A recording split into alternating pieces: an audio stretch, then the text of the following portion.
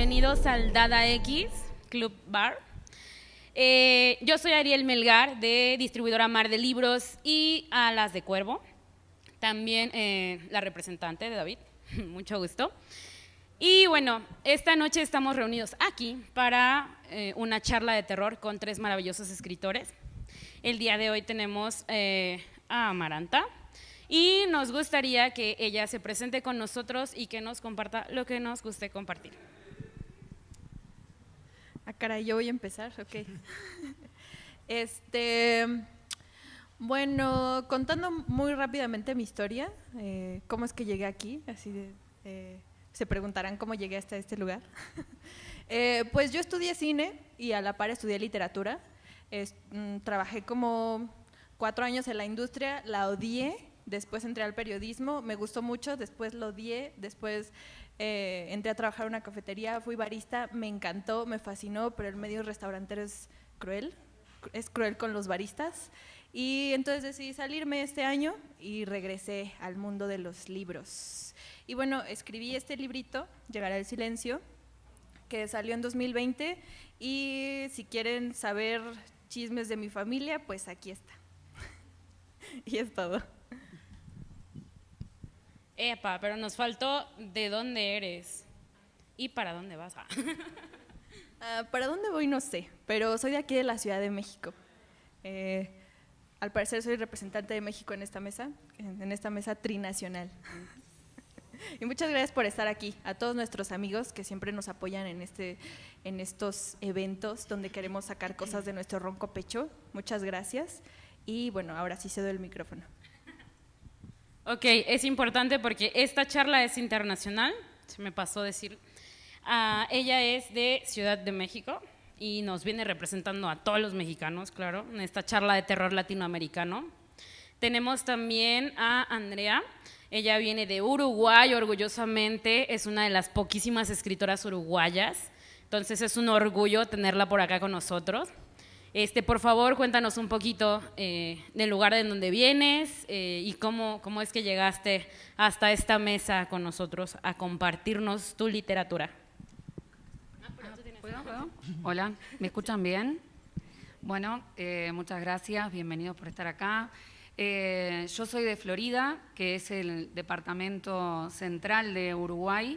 Hace unos cuantos años vivo en Montevideo, soy profesora de literatura. Soy magíster en literatura latinoamericana y trabajo en el Instituto de Profesores Artigas, así que me encargo de preparar futuros profesores de literatura. ¿Cómo llegué hasta aquí? Hace mucho que escribo cuentos, pero en diciembre de 2021 edité mi primera novela que más que nada está orientada a lo que es el noir gótico, es decir, la fusión, el cruce entre la novela negra y el gótico y el terror. ¿Cómo llegué acá?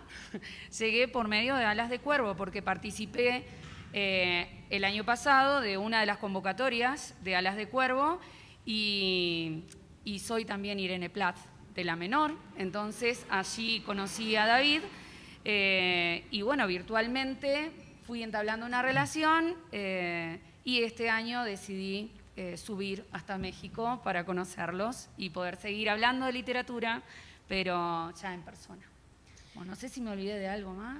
No, pero sí me gustaría que nos comentaras un poquito cómo es el mundo de la literatura en Uruguay y qué tanto es, digamos, que como el movimiento de la literatura de terror allá. Bueno, Uruguay es un caso particular en números, les voy a decir, para que más o menos observen la gran diferencia. Todos nosotros somos 3 millones y poquitos. O sea, mi país entero tiene menos habitantes que alguna de las colonias de aquí. Entonces, tenemos un fenómeno que per cápita tenemos más escritores y jugadores de fútbol que otras cosas. Capaz que conocen algunos de ellos, como Suárez, Cavani, etcétera, etcétera. Bien. Pasa lo mismo con la literatura. Imagino que han oído hablar de Cristina Peri Rossi, la última escritora que ganó el premio Cervantes, Ida Vitale, que lo ganó en 2018 y que vivió muchos años acá, en México. Bueno, Onetti, y que nos convoca también Quiroga, Horacio Quiroga, que es uno de los escritores icónicos del cuento latinoamericano y sobre todo que abordó la temática del terror. Pero actualmente lo que ocurre en Uruguay con la literatura es que se escribe mucho, no se publica tanto y se vende muy poco, porque precisamente nos está faltando consumidores. O sea, no es que no se lea, lo que pasa es que somos pocos y entonces el mercado es pequeñito. Y eso hace que sea mucho más exigente el trabajo de cada uno.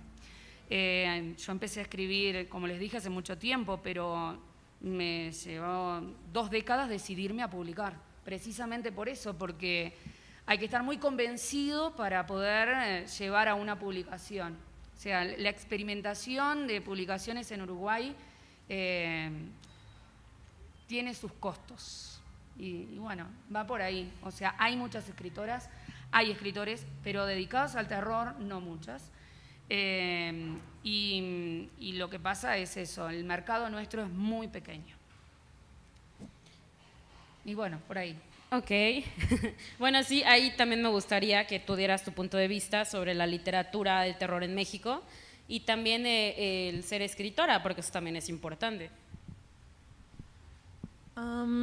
Pues creo que ya lleva un buen rato el terror no considerado como un género serio en la literatura, pero creo que eso está cambiando. Tengo algunas teorías de por qué ha sucedido eso, por qué ha sucedido que no se ha tomado muy en serio, pero ahorita lo que he observado, sobre todo estos últimos años, es que los escritores de terror son los más comprometidos con otros escritores, con su público y con la difusión de la literatura de terror en México. A diferencia de otro tipo de escritores que pueden ser como de realismo o incluso fantástico, pero que de pronto estamos tan separados unos de otros y compitiendo tanto que no es tan común que aporte a su propia comunidad, a diferencia justo de las escritoras y los escritores de terror, que se preocupan en dar talleres, charlas como esta, en revisar cuentos de forma personal, en hacer venta directa de sus libros, lo cual creo que si bien ya llevábamos mucho tiempo tocando la puerta del Estado y de las becas y etcétera, pues creo que lo que decidimos fue abrir nuestra propia puerta, lo cual se me hace algo muy valiente de parte de los escritores de terror y de las escritoras también. Ok, muchas gracias. Y bueno, pasamos para con la parte colombiana de nuestro set de escritores. Tenemos aquí a David Colcrave, escritor y también editor de Alas de Cuervo. David, por favor. Bueno, hola. ¿Sí se escucha? Sí, ya. Bueno, primero muchas gracias a todos por venir. Realmente no saben lo valioso que es que cada uno de ustedes hubiera venido. No solo por este tipo de espacios que son importantísimos para el desarrollo del terror latinoamericano. ¿No funciona? ¿Y este? ¿Uno? A ver. No solo por el desarrollo del terror latinoamericano, que bueno, ahora vamos a hablar un poco de eso, sino porque, bueno, nos acompaña Andrea Aquino, que no lo dijo, escribió esta novela, buenísima además, recomendadísima, Carga Viva, y que viene directamente desde Uruguay, solo a dar esta charla. Bueno, obviamente también en el marco de un paseo, de un viaje, pero es venir desde Uruguay. ¿Son cuántas horas de viaje? ¿8? 8 más la escala, que fueron 3, o sea, empezamos a viajar el sábado y llegamos el domingo acá. Un día de viaje, ¿sí? Para poder hablar un poco del terror latinoamericano, para hablar también un poco también de su novela. Ahora quiero que hablemos de ella. Pero no, muchas gracias por venir. Bueno, yo creo que ya algunos me conocen, soy David Colcrave. Entre otras cosas, soy el fundador de Alas de Cuervo. Alas de Cuervo nace justamente, ahora que estaba escuchando a Amaranta, de esta idea de esta pretensión de darle un impulso justamente al terror latinoamericano, especialmente al terror de calidad. Porque bueno, hablaremos de esto un poco más adelante, pero adelanto, en México, en Latinoamérica, pero un fenómeno sobre todo en México es que se escribe muchísimo terror, ¿sí? México es el país número 1, por si no sabían, en el mundo consumidor de terror. ¿Cuál es el problema? Que en general es terror de mala calidad, ¿sí? Y a esto hay que decirlo, entre otras cosas porque históricamente se ha pensado el terror como un género menor, y vemos que se ha pensado como un género menor en tanto no tenemos muchos referentes de terror, y menos en Latinoamérica. Tenemos, bueno, hablo de los clásicos, tenemos a Quiroga y pare de contar, ¿sí? Ya luego está Poe, está Lovecraft, pero son pocos los referentes que tenemos. Pero es darle este impulso, con eso, con esa intención creamos Alas de Cuervo, darle este impulso al terror latinoamericano especialmente, pero al terror de calidad, porque sí creemos que el terror no es un género menor, es un género que, como lo vamos a comentar más adelante, va a salvar a Latinoamérica. Amaranta dice que eso suena muy mesiánico, es mesiánico, nos va a salvar a los latinoamericanos, y que aparte, no sé, siento, ahora me gustaría escuchar ustedes qué piensan al respecto, pero siento que el terror latinoamericano está en un apogeo brutal, ¿sí? Con escritores de terror buenísimos, alejados sobre todo de esta contaminación del terror hollywoodense, que eso a nosotros como latinoamericanos nos ha influenciado mucho, el terror de Hollywood, el terror por el terror mismo, solo por asustar. Y siento que hay una ola nueva de grandes escritores de terror que se están tomando el terror muy en serio, que lo están trabajando como un género grande, como un género mayor, y que aparte lo están escribiendo desde Latinoamérica. Porque Latinoamérica, nosotros tenemos una particularidad, y es que nosotros como latinoamericanos nacemos de una herida de siglos y siglos de sangre, de derramamiento de sangre, de siglos de secuestros, de violaciones, esto ustedes lo saben muy bien, y tenemos siempre esa herida, está ahí latente, que nunca se cierra, y es desde ahí donde siento que sí está escribiendo un terror que es muy característico de nuestra región. Para empezar entonces esta charla, me gustaría preguntarles a ustedes cómo ven el terror latinoamericano hoy en día, qué se está haciendo y hacia dónde va. ¿Amaranta? Bueno. Ok, bueno, ya comenzamos con la charla oficial. Y pues yo los dejo, soy Ariel Melgar, espero que la disfruten muchísimo y por supuesto al final vamos a abrir un pequeño espacio para comentarios, preguntas o lo que gusten. Bueno, gracias, Ariel. Bueno, tomo la posta del conversatorio y este disparador que dio David. Yo lo veo fértil. No veo que sea un problema grave el que en esa fertilidad, en ese proceso de crecimiento haya una exploración que tenga mayor o menor calidad. No lo veo mal porque creo que formamos parte de esa ola, de ese proceso que van creyendo y que de esa manera en pocos años vamos a ver precisamente, y gracias a estos generosos trabajos y aportes de talleres, de revistas culturales, de convocatorias, en ese ir aprendiendo yo creo que va a mejorar mucho el nivel. Como les dije hace un rato, yo soy magíster en literatura latinoamericana y pienso seguir trabajando para el doctorado la literatura sobre todo de actual, de mujeres.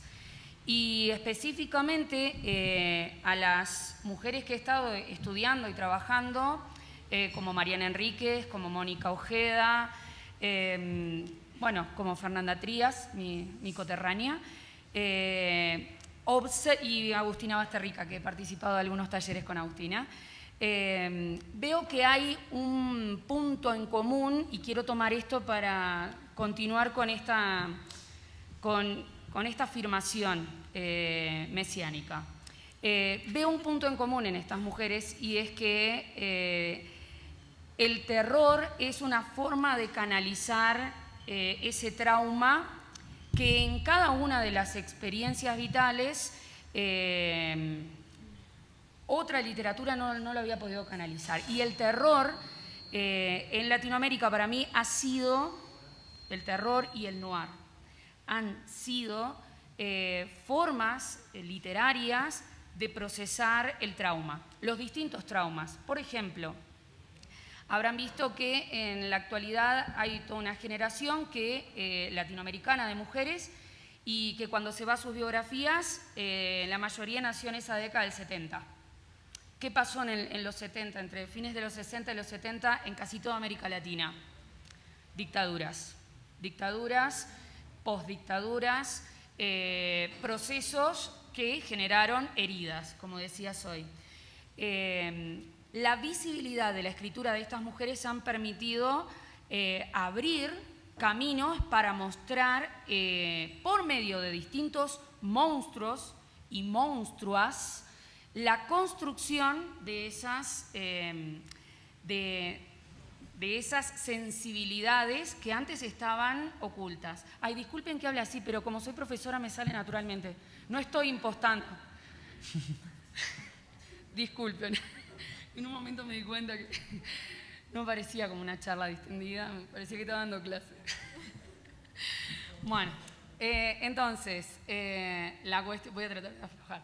La cuestión es que encuentro en la mayoría de estas escritoras el ir trabajando esas heridas, y esas heridas que están relacionadas sobre todo con los procesos, en muchos de ellos, por ejemplo, en Mariana Enríquez es muy notorio, tanto en sus cuentos como en sus novelas, la presencia del flagelo que fue la dictadura militar argentina. Entonces, yo creo que por ahí va, esa es una de las ideas que trabajo a partir de esa afirmación tuya. El terror ha permitido y va a seguir permitiendo canalizar, procesar y por lo menos generar consuelo para esos traumas. Eso por un lado.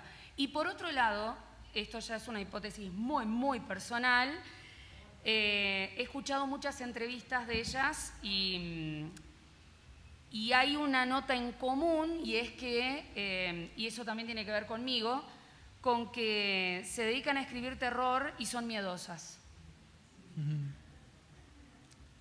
Entonces ahora voy a hablar un poco autorreferencial.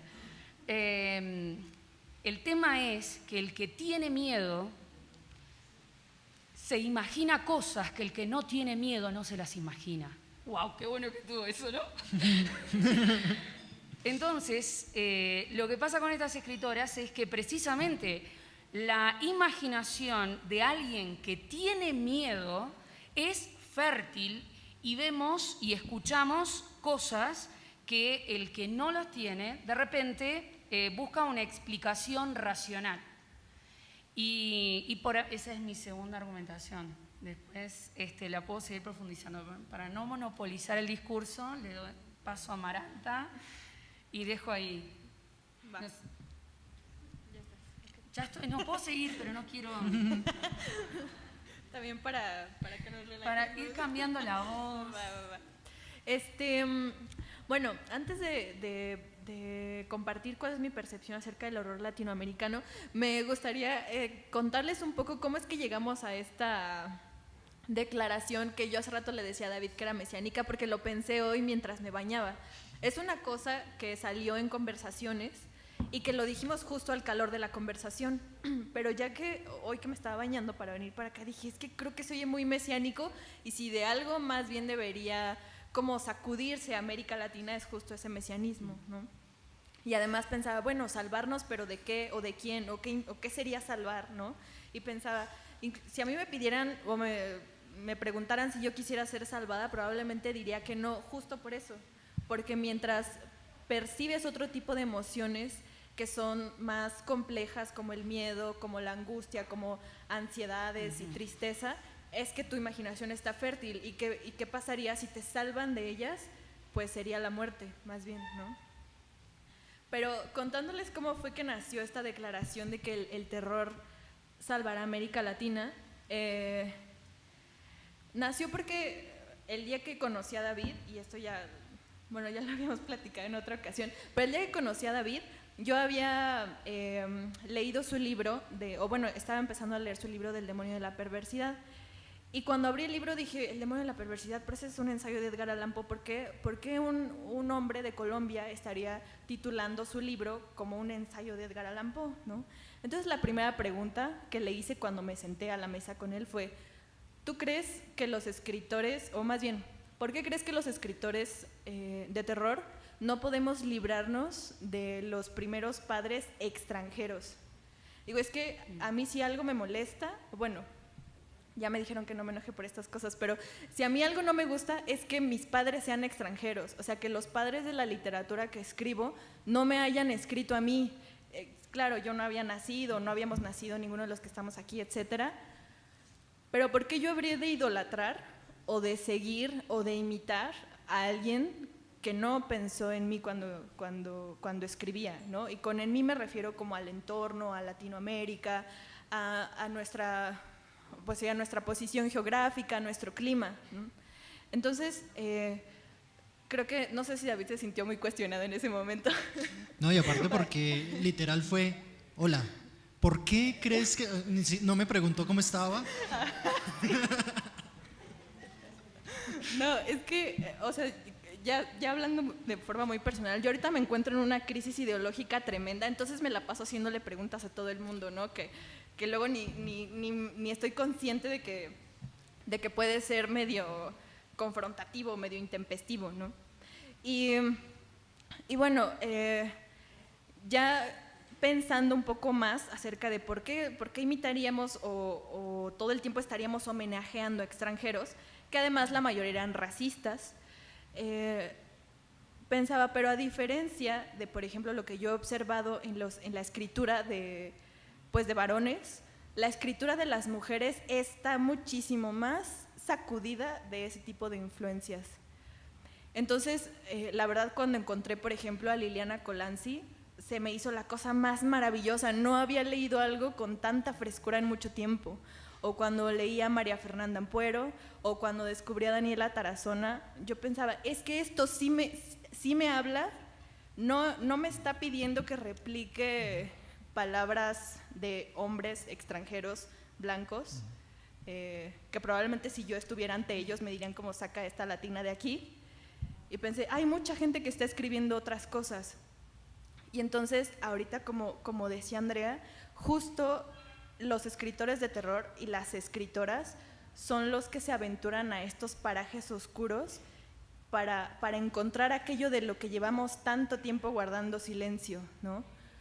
Cómo nos sentimos, por ejemplo, de ser discriminados, cómo nos sentimos con la violencia en los hogares, y no solo hablando de ello de una forma aceptada, ¿no? Como desde oh sí, pobre de mí, o hasta el, no sé, algo más como aceptado. ¿Cómo? Creo que hablaron entre ellos. Ah, ok. Creí que nos habían hablado a nosotros.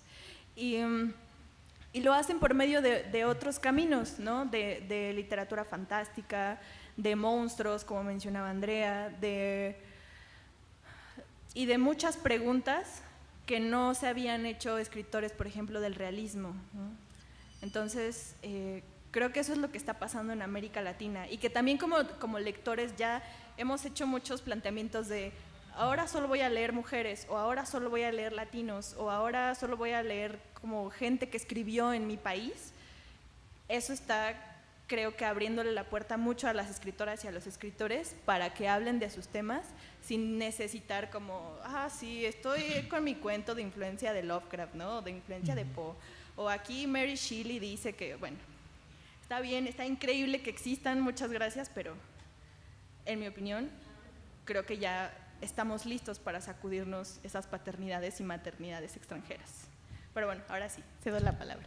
No, y es que la conversación que tuve en ese momento con Amaranta fue muy iluminadora, de verdad. O sea, yo creo que fue una de esas conversaciones que agradezco mucho haber tenido, además porque surgió de la nada. Y fue muy iluminadora porque sentí que no, hacia dónde debía ir. Yo creo que ya lo intuía, pero esa charla fue muy iluminadora. Bueno, voy a hablar un poco del demonio de la perversidad porque me parece un buen ejemplo. Los que ya lo han leído saben a qué me refiero. El demonio de la perversidad tiene 7 años entre el primer cuento que escribí y el último.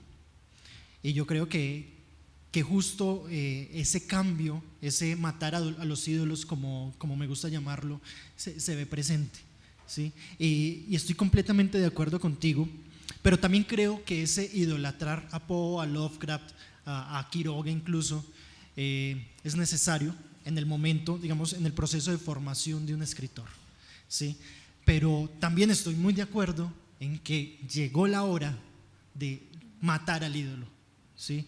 Está muy bien, Edgar Allan Poe funciona, es buenísimo, siempre lo he dicho, es mi maestro, pero no porque sea el maestro significa que deba seguir imitándolo si se quiere, homenajeándolo, sino que bueno, lo decía hace rato, nosotros escribimos desde Latinoamérica y tú decías algo muy interesante, y es que si bien yo puedo amar a Poe, amar a Lovecraft, ellos no escribían para nosotros, ellos no estaban pensando en nosotros a la hora de escribir, ¿sí? Cuando leo en cambio a Mariana Enríquez y a los problemas de la dictadura que hace mención en Argentina, sí siento que me está hablando a mí, porque a pesar de que está hablando de un problema muy específico de Argentina, es un problema más bien latinoamericano, ¿sí? Es un problema que a todos nos afecta, a todos los que estamos en esta sala. Entonces, bueno, está muy bien, el terror ha funcionado, nos hemos quedado con estos autores clásicos, pero es que nosotros tenemos mucho de dónde agarrar, ¿sí? Latinoamérica en sí mismo casi que es una historia de terror. Por donde vayamos, hay una historia que perfectamente podría ocurrir y podría ser pasada al terror. De hecho, por esta conversación con Amaranta, también con Gerardo Lima, con Ulises Paniagua, hemos ido construyendo un manifiesto que me gustaría compartirles en este momento por primera vez. Claro que no es el manifiesto terminado, todavía estamos, es el proto manifiesto, pero que me parece un muy buen momento para compartirles. Literal se llama Manifiesto del Terror Latinoamericano. El terror salvará Latinoamérica, a pesar de que Amaranta diga que es mesiánico, pero el terror salvará Latinoamérica. Entre el 2002 y el 2010 se contaron 6.402 casos de falsos positivos en Colombia. Los soldados secuestraron 6.402 campesinos, en su mayoría, los vistieron de guerrilleros, los asesinaron y los pasaron por bajas militares. En el 2014, el ejército mexicano asesinó a 43 estudiantes de Ayotzinapa que pretendían llegar a Ciudad de México a conmemorar la matanza de Tlatelolco. Entre 1976 y 1983 se dio la dictadura cívico-militar en Argentina. Desaparecieron y torturaron a no menos de 30.000 personas. Latinoamérica es una herida que no sana, palpita, no cicatriza. Se abre cada tanto y no llega a cerrarse. Un episodio cualquiera de la violencia es una historia de terror en sí misma. Incluso cumple con las características básicas del género.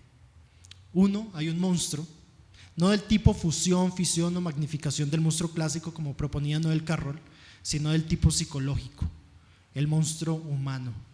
Se sale de los parámetros de normalidad y lleva sus emociones al extremo. Es el que viola, asesina, tortura, sobrepasa los límites y se convierte en un monstruo. Dos, hay una atmósfera densa, quizá no del estilo del gótico clásico con castillos y escenarios nubosos, fríos, pero sí en tanto genera un estado de ánimo asfixiante. Casas viejas a punto de caer que representan la pobreza, callejones oscuros y solitarios como el hambre, sucios cuartos de motel llenos de gritos desgarradores. 3. Hay cierto uso de la tensión narrativa. Los crímenes se ejecutan en un contexto en el que sabemos que algo malo puede ocurrir en cualquier momento. Mantenemos en vilo. Latinoamérica es un territorio en el que lo malo ocurre cuando menos lo esperamos. Es el suspense al más puro estilo de Hitchcock. Cuarto, los personajes, las víctimas, sienten miedo al enfrentar al monstruo, lo ven amenazante y grotesco. Ahora pensemos en esto. Una niña está sola con su tío, lo dejaron a cargo suyo y se puso a beber mientras veía la televisión. Ella juega en su cuarto, el tío va, le pide que lo invite a jugar y se sienta a su lado. Ella tiene 6 años, él 38. El hombre ve a la niña, ve sus ojos, su boca, su cuello, sus manos. Bebe cerveza y le sonríe. La conciencia colectiva nos lleva a darle continuidad a la historia. Sabemos o creemos saber qué pasará, aun cuando el tío no ha hecho nada relevante. Ocurra o no, son situaciones que pasan a diario en Latinoamérica. Pasan demasiado. Nos acostumbramos a que lo malo puede ocurrir en cualquier momento. Lo esperamos con pasividad. El terror salvará a Latinoamérica, no tengo dudas. El lado oscuro, grotesco, inhumano de nuestra realidad también debe ser explorado. La literatura normaliza hablar sobre lo oculto, sobre aquello que no podemos decir por atentar contra la moral. El terror libera. Si hay algo que caracteriza o debe caracterizar al terror latinoamericano, es justo que nace y se escribe desde Latinoamérica. El cine hollywoodense y la literatura anglosajona han sido parte fundamental de nuestra formación, pero ya es hora de independizarnos. Hay que matar a los ídolos. Merecemos una identidad propia. El terror por el terror mismo, es decir, cuyo fin es solo asustar, no debe ser una motivación. Eso se lo podemos dejar a la industria. Más bien, ¿qué podemos decir de nuestra realidad a partir de las letras? ¿Cómo usar las herramientas que nos permite el terror para hablar del terror latinoamericano? Escritores de terror, es nuestro momento. Nuestro género no es un género menor. Demostrémoslo. Esforcémonos por la calidad literaria. Abordemos los temas más complejos y propios de nuestra región. Tenemos en nuestras manos una herramienta brutal. ¿Qué mejor que abordar los temas más oscuros que es de la oscuridad misma? Los invito, escritores y escritoras de terror, a que se unan a este manifiesto y a que hagamos de nuestro género uno grande. Los invito, lectores y lectoras, a que lean terror latinoamericano.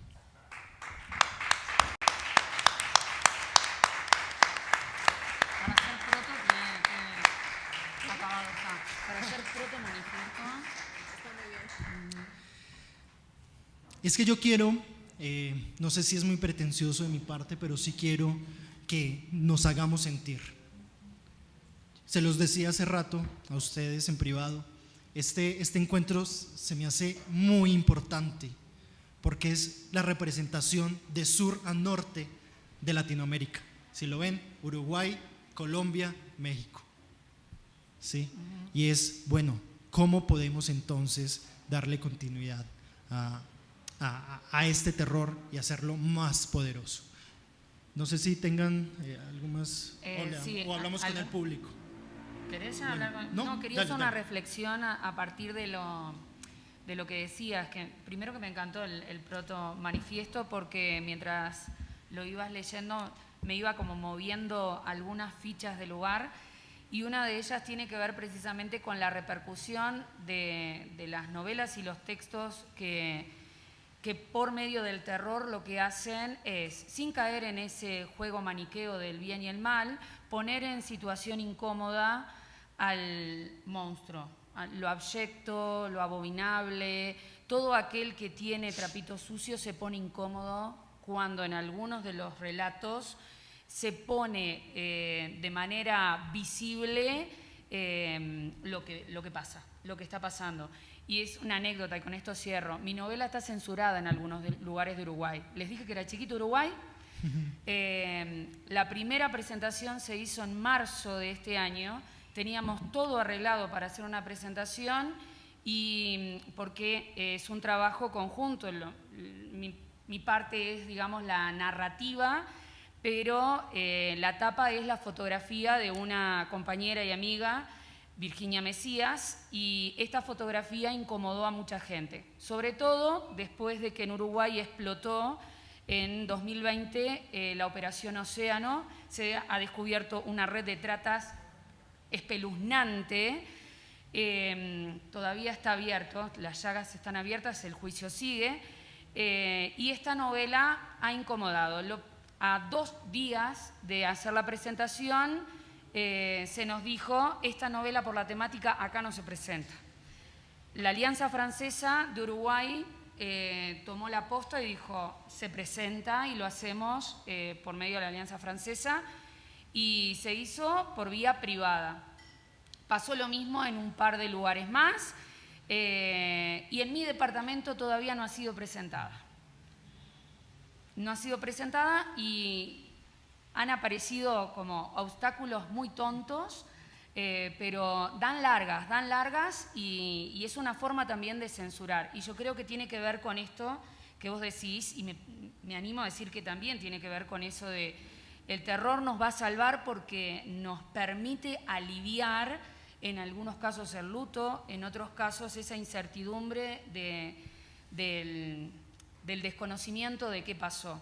Entonces, estoy absolutamente de acuerdo con lo que dijiste, y cuando venían los puntos, yo dije: nos está faltando el tema del abuso y la trata, y esa narración me parece brillante, porque ahí fue donde se movieron las fibras. Mi novela habla desde el terror del tema de los femicidios, que sé que en México se le llama feminicidio, y me llamaba la atención. Estoy haciendo también un curso en la UBA de prácticas y política en América Latina, y ahí me enteré que la diferencia no es solamente una cuestión de nomenclatura. En Uruguay es femicidio, y eso ya es grave, y en México es feminicidio, y la diferencia es en la condena. Y el feminicidio tiene una condena de hasta 75 años. Pero bueno, habla por ahí, me parece que acuerdo absolutamente. Soy una de las que firmo ese. Te suscribes al manifiesto. Sí. No, y además porque la idea es que se suscriban todos los escritores posibles y hacer esto grande. Y es que además, pues hay muchos, hablando al respecto de cómo salvaría el terror a Latinoamérica. Latinoamérica de verdad es pues una serie de países donde no existe la justicia. Es muy difícil encontrarla, hallarla. Y aun que pudiera alcanzarse alguna condena para un agresor, no hay cura hasta que pasa por la palabra. Y eso es algo que ya se dijo desde hace muchos años. Y yo creo que la literatura que se atreve a enunciar para curar sí es la literatura de terror. Porque curar no solo significa consolar o buscar una revancha en la ficción, sino también hay que elaborar y rascar y atreverse a lugares muy abismales. Justo una parte que me gustó mucho de la novela, no sé si fue un delirio mío, pero yo dije, es que esta parte está reflexionando acerca de la creación, o sea, del ejercicio creativo de escribir cosas atroces, ¿no? Y cómo es que el propio proceso creativo te lleva a lugares muy oscuros donde cuestionas qué es la justicia, qué es la existencia, qué es la salvación, qué se puede, que hay que dejar perder, por ejemplo, ¿no? O que nunca va a obtener una revancha ni ningún tipo como de alivio.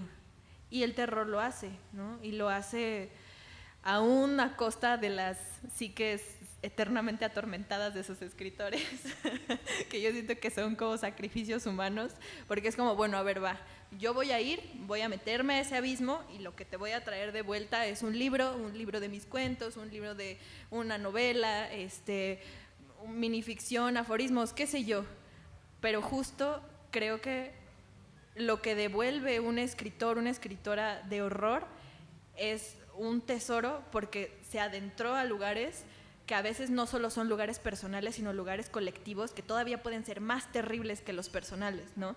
Y el abismo o la oscuridad personal al lado de la colectiva, pues es nada, ¿no? Hay cosas que son capaces, o somos capaces como masa, que jamás haríamos de forma personal. Entonces, a mí sí me gustaría decir que la escritura o lo que traen de vuelta las escritoras y escritores de terror es oro, después de haberse internado en esa caverna encontrando quién sabe qué monstruos, ¿no? Pero sí, también me suscribo. Bueno, la invitación en general es justamente a que primero leamos terror latinoamericano. Nosotros tenemos una mina de oro gigante que todavía le falta ser muy descubierta. Al principio del conversatorio les mencionaba que México es el país número 1 como consumidor de terror en el mundo, pero no dije de terror, ¿qué tipo de terror? ¿Sí? Terror extranjero. Hollywood nos permea por todas partes, entre otros, pero principalmente Hollywood. Y hace poco, publicaba en Facebook, y Andrea me preguntó ahora que recuerdo, que por qué digo que en las librerías hace falta una sección de terror latinoamericano. Porque si uno va al Fondo de Cultura Económica, uno encuentra sección de terror, pero el 70% es Stephen King, 10% Poe, 10% Lovecraft, y ya de ahí quizás se cola una de Chimal, no sé. Pero no hay una, ¿cómo decirlo?, un fuerte dominio del terror latinoamericano que se imponga realmente. Entonces, invitación para todos, leamos terror latinoamericano. Es un terror que nos habla al oído, como bien lo dice Amaranta, habla de lo que somos, de nuestro contexto. Y a los que escriben terror, que yo sé que aquí hay varios, escribamos terror, pero escribámoslo desde Latinoamérica. ¿Sí? Esto de escribir solo por asustar, pues eso ya lo hace muy bien Hollywood. Sí, eso ya lo hace muy bien los autores, Stephen King, entre otros. Nosotros tenemos un gran potencial para caracterizarnos, y no solo por el terror mismo, sino por cómo podemos apoyar nuestra cultura. La idea de un conversatorio es que también conversemos con el público. No sé si alguien quiera comentar, preguntar, decir algo sobre esto que estamos hablando.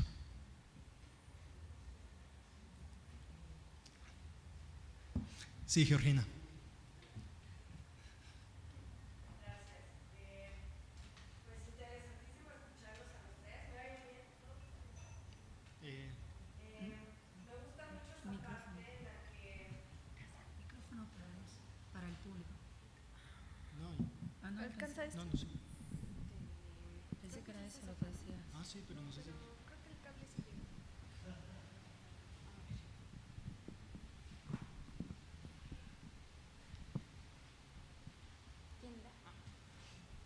¿Puedes acercarte, por favor? Para que te escuchemos todos. Muchas gracias. Sí. A ver, ahí ya. Ay, ya, ¿verdad? Wow. Ay, perdón. Pues me gusta mucho esta parte en la que platican de que el terror nace del trauma social y personal. Amaranta decía más bien del trauma colectivo, ¿no? En tu caso, en el caso de los tres, pero más específicamente Andrea, pues me gustaría preguntarte cómo ves tu escritura desde estos traumas personales y colectivos, y después cómo lo ves en estas autoras que pues tú conoces muy bien, cómo influye ese trauma personal y el trauma colectivo en tu obra y en el de ellas. Gracias.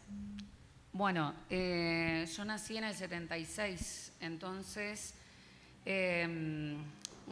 vi un poco en la distancia, soy de esa generación que cuando nació estaba en plena dictadura y luego lo que escuchaba eran las anécdotas del terror, pero un poco en voz baja, puertas adentro, y lo que pasó después del 85 y sobre todo en la década del 90 es que se abrieron las compuertas del anecdotario de lo espeluznante. Entonces ahí es donde empecé a recibir un poco esa cuestión de, bueno, en Uruguay pasaron cosas espantosas y estuvieron tapadas, muy tapadas. Por eso cuando leía a Mariana Enríquez, sobre todo en Nuestra parte de noche, en algunos cuentos también, pero en Nuestra parte de noche, esa primera parte que es el viaje de Gaspar y Juan, donde en guiños se muestra algo que me parece que está muy bien planteado también en el manifiesto que están preparando, que es la latencia de ese ambiente que parece que no pasa nada, que parece tranquilo, pero que esconde muchas cosas. Entonces, ese ambiente de una tensa calma creo que es lo que durante mucho tiempo vivió Latinoamérica. Después se desató el horror, pero también tapado. Entonces después se abrieron, como les decía, las compuertas. Eso por un lado. En lo personal, en el personaje de Julia Montero, que es una de las protagonistas, que es una periodista que va a tratar de resolver un misterio, que es el misterio de las desapariciones de unas jóvenes. Allí volqué y trabajé con ella muchas de las cuestiones que tienen que ver con, como les decía hoy, con mis propios miedos, con qué me generaba terror, inseguridad como mujer, como mujer latinoamericana, porque, como les decía hoy, en la novela lo que hice fue hablar acerca del abuso, y el disparador fueron 2 femicidios que a mí me impactaron mucho en el 2019, porque esos 2 rostros se repetían en las pantallas, se repetían y se repetían, y luego la forma de la resolución de esos 2 enigmas fueron de las 2 maneras, de las 2 peores maneras. Una es que el cadáver de una de ellas apareció descuartizado en una bolsa, tirado en un río, y la otra muchacha nunca más apareció. Todavía siguen buscando a Amparo Fernández en Uruguay, que aparte es de Paysandú, del lugar donde les dije que no dejaban presentar la novela. Entonces, una de las teorías de por qué no aparecía Amparo era que se la habían llevado en un tráiler de los que, no sé si en México también hay, los tráilers que dicen carga viva atrás. Bueno, en Uruguay, cuando llevan caballos, dicen carga viva. Por eso se llama así la novela. Y ese es el disparador, y allí yo trabajé un poco la cuestión de lo ominoso y lo abyecto, de esa perversidad que anida en ciertos hombres y en ciertas mujeres. Porque en la novela trabajo, como les dije hoy, el tema de monstruos y monstruas. Entonces, creo que por allí también trabajé ciertas preguntas que me hacía. Por ejemplo, y el manifiesto también me removía cosas, cuando te da miedo estar en tu propia casa, cuando te da miedo estar con tu propia familia es el enemigo. Entonces, ¿qué más terror? Cerrás la puerta y quedás encerrado con el monstruo o la monstrua. Entonces, por ahí trabajé un poco también esos miedos personales que, bueno, hurgando, como decía Amaranta, hurgando y metiéndote en tu inconsciente vas llegando a esa idea de que, bueno, lamentablemente esos miedos los tenemos muchas. No sé si con esto te contesté. Quería decir una cosita apenas, para completar. En Uruguay el canon literario, como profesora de literatura, el primer acercamiento que se le hace a los estudiantes en tercer año, o sea, el estudiante de ciclo básico que tiene 15 años, es con Quiroga. La puerta de entrada a la literatura uruguaya y latinoamericana en Uruguay es por Quiroga, que es obligatorio. Y después en narrativa se trabajan a Morosoli, a Spínola, a Felisberto Hernández. Después se pasa a otros escritores latinoamericanos. Y una cosa que ha pasado es que mirando los programas son muchos nombres masculinos para narrativa y dramaturgia, y el lugar canónico que se le daba a la escritura de mujer era para un espacio diferenciado de la poesía, o sea, un tipo de poesía en particular. Entonces creo que, digo porque como recién David dijo que había escritores y escritoras aquí, es todo un acto de rebeldía ser mujer y escribir terror en América Latina. Entonces, no sé, me parece que estaría bueno eso, seguir trabajando y hacer visible que somos muchas mujeres las que escribimos terror también. No sé si alguien más. ¿Alguien más quiere hacer alguna pregunta? Adelante, por favor. Hola, buenas noches a todos. Con respecto al hecho de, pues digamos, de separarnos de esos padres originales del terror, coincido con ustedes tres, pero hay algo que me preocupa particularmente. En este afán de colonialista, de separarnos del eurocentrismo, de toda esta escritura sajona, ¿qué tanto podemos caer en la seducción de caer en un decolonialismo rabioso, de irnos al otro lado del espectro, de decir renuncio a la monarquía, renuncio a las reglas, renuncio a los hombres blancos heteronormados y con privilegios y caigo en la seducción de los populismos latinos? Que eso, digo, no es un secreto para todos lo que está pasando. Es un periodo histórico que tenemos que vivir forzosamente, y yo creo que la literatura de terror nos permite esa forma de sostenernos como los bardos antiguamente, ¿no? A través de relatos cortos, que si en algún momento dado nos quitan la luz, como en el caso de Venezuela, pues podemos tener la luz del entendimiento y seguir compartiendo lo que hay en nuestra memoria, lo que podemos seguir compartiendo de viva voz, en el caso de que podamos ser censurados, como lo que dices tú. O sea, realmente siendo hombres o mujeres, va a haber escritos que no van a ver la luz precisamente por eso, porque son contestatarios, porque es muy fácil hablar del terror común y asimilado por las estructuras, pero si empezamos a hablar, no sé, digo, a lo mejor digo, tal vez no sea algo que sea tan común, por ejemplo, la violación de una mujer por parte a otra mujer, eso existe. O sea, los feminicidas no son hombres, no por tener testículos y un pene son los únicos agresores. O sea, también aquí en mi país ha habido muchos casos de agresoras y pedófilas, mujeres hacia niñas, y es algo de lo que no se habla, y cuando se habla la gente se incomoda y no se puede decir. Entonces es ahí cuando empezamos a ver que tal vez ya nos libramos de ciertos paradigmas eurocentristas, pero estamos creando nuevos paradigmas que están siendo inflexibles dentro de nuestra propia Latinoamérica, en donde inclusive el feminismo se está volviendo un tabú, se está volviendo algo inflexible, y que si lo criticas, lo sojuzgas o te sales un poquito de la norma, ya te dicen que eres una hermana que no estás dentro de la causa, que te estás convirtiendo no sé, en amigo del enemigo, ¿no? Digo, aquí yo creo que hombres y mujeres estamos a favor de un crecimiento de nuestra Latinoamérica, de tener una identidad propia, más allá de la derecha y de la izquierda. Y en ese aspecto sí coincido en que debemos de construir una literatura propia, contestataria y que refleje la realidad del horror que vivimos día a día, porque Hollywood no la debe. No habría tanta sangre en esos estudios que ni se hiciera justicia a lo que estamos viviendo todos nosotros, en toda Latinoamérica. Pero ese podría ser el riesgo, caer en el otro lado del espectro, en decir que detestamos tanto la gente de piel blanca, el capitalismo y el eurocentrismo, que caemos en manos de otro opresor, de otro amo, de alguien que nos diga qué es correcto y qué no es correcto escribir. ¿Qué podrían, digo, a lo mejor, no sé, comentarme o qué opinan al respecto? Es algo que a mí me preocupa bastante. Hay buena literatura, pero sí veo también mucha carga ideológica, pero del otro lado. Y cualquier punta del espectro es peligrosa. Ya lo decían, ser mediocre no es malo. El aura mediocritas yo creo que es una manera muy buena de vivir, y sobre todo para nosotros que somos mestizos, porque tenemos ambos mundos dentro de nuestros cuerpos. Muchas gracias y pues felicidades por este espacio. Gracias. Sí, si quieres. Sí, sí, por supuesto. Para que no haya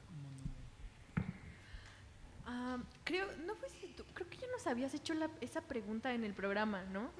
Sí me acuerdo de ti. Hola. Qué bueno conocernos en persona. Bueno, creo que justo, ya me voy a quitar esta muletilla, pero creo que de las cosas que nos enseña la escritura de terror y la literatura fantástica, es que no hay solo dos caminos, o sea, que no es solo o uno u otro. Y creo que lo importante, al menos de quienes estamos aquí, de quienes están aquí con nosotros y de nosotros en la mesa, es que ninguno de nosotros está enojado. Creo que eso ya podría dar como el primer signo de que no es una cuestión rabiosa. Y es que, si te soy sincera, yo lo pienso más como cuando uno se independiza de los padres directos, ¿no? Que puedes hacerlo de muchas formas, desde, oigan, mamá, papá, ya me voy de la casa, etcétera, ¿no? Oigan, ya conseguí un trabajo en otro lado, ya me voy, etcétera. Y hay padres que reaccionan muy mal, o hay padres que reaccionan muy bien, o hay muy buenas despedidas, hay quienes dinamitamos el nido y nos vamos corriendo y después estamos llorando el exilio, bueno. Pero creo que cada cual, como escritor y también como colectivo de escritores de terror, encontraremos la forma de sí respetar y hasta cierto punto homenajear a esos autores que fueron los primeros que nos encontraron en la infancia, porque eso sí nadie se los quita, ¿no? Que hace poco platicábamos David y yo que quizá ese libro que fueron bajando en el estante porque decían, no, es que en estos tienen que ir así Juan Rulfo y Octavio Paz y Rosario Castellanos, pues baja ahí al Edgar Allan Poe, ¿no? Baja ahí a Lovecraft, baja ahí a Mary Shelley. Y entonces pues uno va caminando siendo niño y es como, bueno, esto está a mi alcance, lo sacas, porque además tiene unos monos bien raros y entonces lo abres y dices, wow, ¿cómo que un gato revive? ¿Cómo que un corazón late abajo de un suelo? ¿No? Eso nadie se los quita. Fueron nuestros autores que nos sacaron como esa primera chispa de quiero escribir de esto, quiero dialogar con esto, ¿no? Y que quizá otra cosa que también pensaba acerca de la cuestión de la salvación es que si no nos salva como continente, por así decirlo, como cuerpo latinoamericano, al menos sí podría salvar a muchos niños que no saben qué están sintiendo ni qué está pasando y los bulean en la primaria, o sus papás no los entienden, o la abuela ya le pegó, ya no sé qué. Y si encuentra un libro de terror, puede que ese sea su alivio. Y si ya no va a encontrar a Poe, que encuentre a Liliana Colanzi, que encuentre a David, que encuentre a Andrea, eso estaría increíble. Pero sí, yo creo que todos, los escritores al menos que estamos sentados aquí, muchos de nuestros amigos que son de la comunidad literaria, están agradecidos, ¿no? Con ese primer origen, con esa primera crianza de esos padres. Y pues yo creo que no estamos enojados, yo creo que más bien es como, bueno, ya llegué a la edad en la que mis papás quieren quedarse en casa y hacer cosas de papás y yo me tengo que ir de aquí, ¿no? O sea, yo ya estoy listo o lista para crear mi propio universo y mis propias ideas y encontrar mi propia aventura. Creo que desde ahí es de donde está planteado este manifiesto, pero bueno, no sé si estés de acuerdo, David, tú que escribiste el manifiesto. Yo estoy completamente de acuerdo, en especial por esto de que dices muy bien, es que no estamos enojados. Sí, es que no estamos enojados ni con los españoles, ni con todos los siglos que han pasado. Más bien creo que entendemos su importancia y la importancia de hablar sobre esto desde una manera un poco más, no sé, como un niño, ¿sí? Un niño no tiene prejuicios, un niño no está enojado contra el mundo como si lo podemos estar nosotros en la época adulta. Es justamente hablar de esto que nos ha atormentado, no desde la ira, no desde el rencor, sino desde, bueno, ¿qué podemos hacer nosotros desde el terror justamente? ¿Sí? Y lo que tú dices, Dilcia, por ejemplo, me parece un ejemplo maravilloso. Las mujeres violan también mujeres. ¿Quién se atreve? Y solo decir eso es incómodo. Solo mencionarlo, solo pensarlo, o una mujer violando a un niño, ¿qué ha pasado? También es incómodo. Ahora me imagino también la escena es súper incómoda, pero justamente creo yo, ese también es un papel que debe tener el terror, mostrarnos eso que nos incomoda para que deje de incomodarnos, no para pensarlo como algo bueno, sino para empezar a hablar de eso, ¿sí? Cuando pasamos, ¿cómo se dice? Algo que no se puede hablar. El tabú, ¿sí?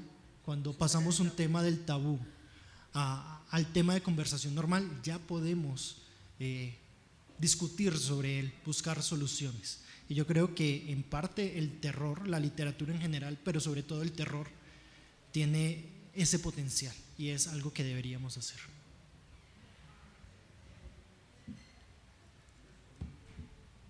Ariel. ¿Alguna otra? Perdón, me quedé perdida pensando. ¿Alguna otra pregunta que tenga? Está muy bueno, disculpen. Adelante, bienvenido. Hola, buenas noches. Primero que nada, felicitarlos a los tres por la ponencia del día de hoy. Tengo un comentario y una pregunta. El comentario es, bueno, esta cuestión de si el terror es lo que salvará a Latinoamérica. No estoy tan de acuerdo con la palabra salvar, porque creo que ya ha sido demasiado tiempo de judio-cristianismo y esta cuestión mesiánica, y creo que el término salvar siempre se ocupa para un otro que te ayuda, ¿no? Justo Amaranta menciona esta cuestión como de esta búsqueda de ser salvado, ¿no? De Latinoamérica ser salvado, rescatada, y yo más bien cambiaría el término de salvar por sanar, que al final del día justamente es eso, porque realmente lo que se busca es, bueno, por lo que entendí, sanar a partir del terror. Me explico, el poder empezar quizás a cerrar esta herida que ha estado durante más de 500 años, que no ha encontrado justo la forma de pues de cicatrizar, ¿no? Y que, como bien decían, sigue abierta en muchos sentidos. Y que digo, justamente tiene que ver, yo siento que justo lo interesante del terror latinoamericano no es tanto qué es lo que sucede, sino qué es lo que no pasa, ¿no?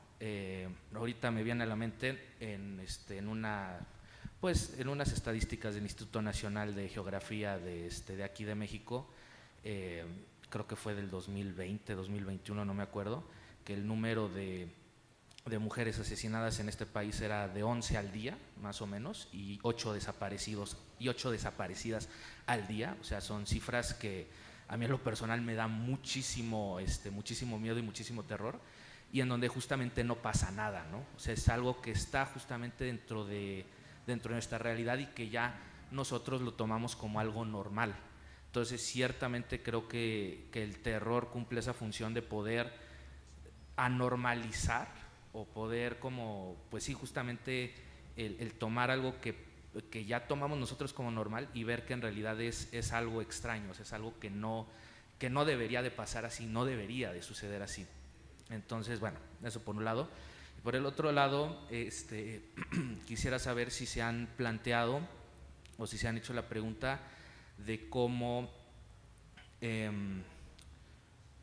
hacer justamente que la literatura latinoamericana de terror llegue a un público más amplio, ¿no? Justo mencionaron en algún momento esta cuestión de, pues qué digo, los grandes mercados literarios pues están cooptados justamente por literatura anglosajona.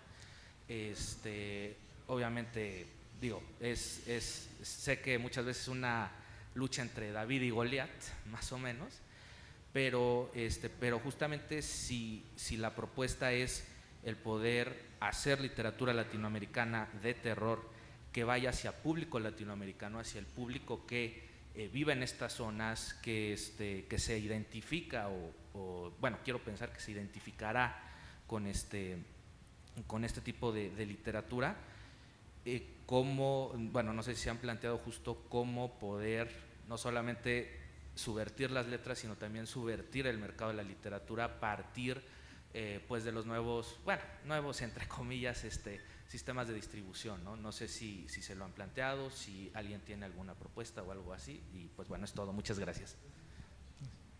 Si quieres responder la primera.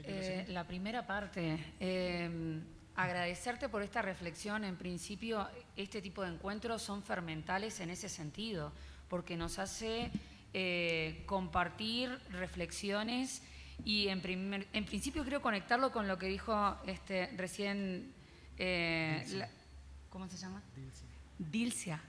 Bueno, porque hiciste referencia a un problema medular, hiciste referencia a dos problemas, pero uno medular, el tema de la hibridación. En nuestro ADN está precisamente esa dificultad de que, como decía Amaranta, o sea, rendir tributo a nuestros padres, independizándonos, revelándonos, no implica necesariamente arrancar lo que nos habita, que es parte de ellos. Entonces, en nuestro ADN está la hibridez.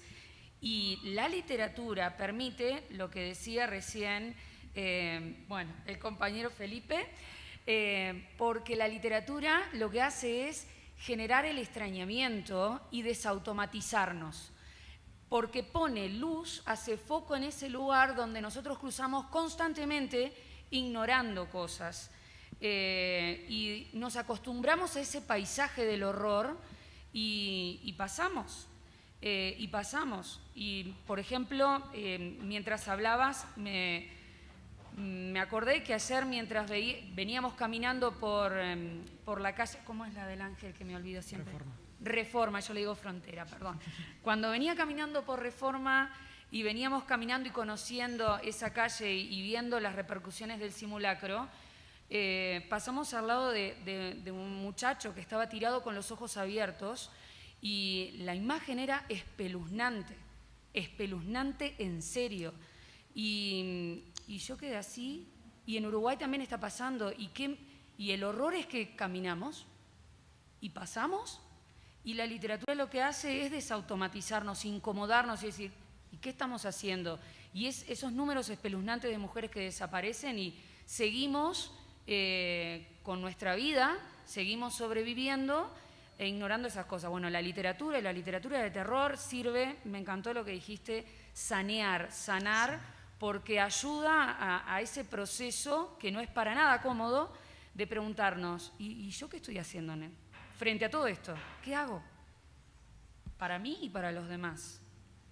Es que incluso esto de sanar, no sé si están de acuerdo, creo que va a quedar. El terror sanará a Latinoamérica.